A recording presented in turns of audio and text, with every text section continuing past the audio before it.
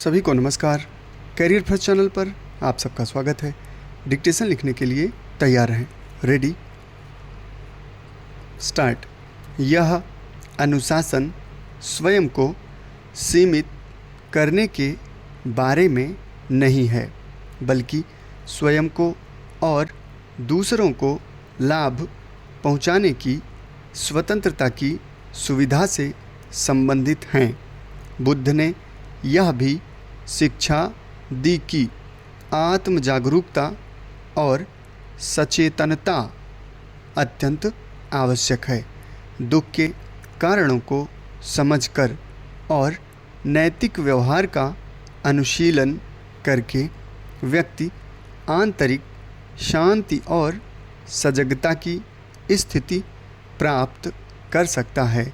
यह 4 आर्य सत्यों के अनुरूप है, जो दुख की प्रकृति और इसके निवारण के मार्ग को रेखांकित करते हैं।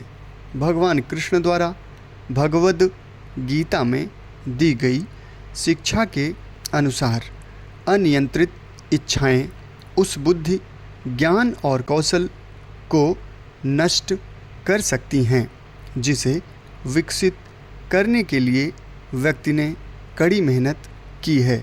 ये इच्छाएं अक्सर व्यक्तियों को आवेगशील होकर कार्य करने के लिए प्रेरित करती हैं, जिससे दीर्घकालिक लक्ष्य प्रभावित होते हैं और मात्र तात्कालिक संतुष्टि प्राप्त होती है।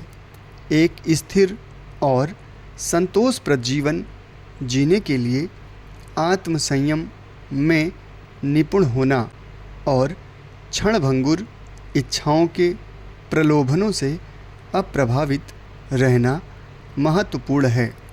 गीता का दर्शन गहन सत्य और शाश्वत ज्ञान पर जोर देता है।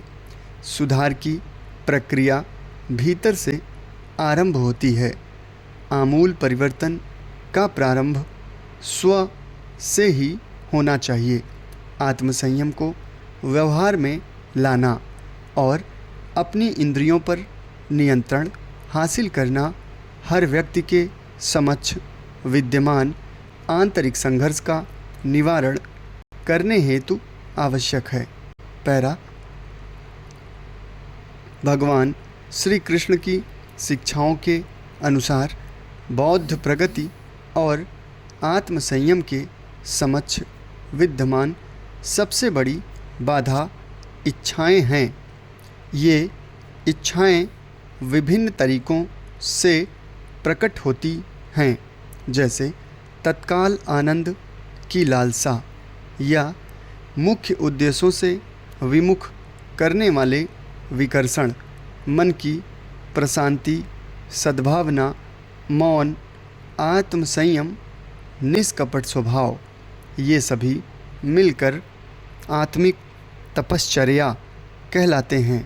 भारत का संघीय संरचना, जैसा कि संविधान में निहित है, केंद्रीकरण और विकेंद्रीकरण का एक अनूठा मिश्रण दर्शाता है।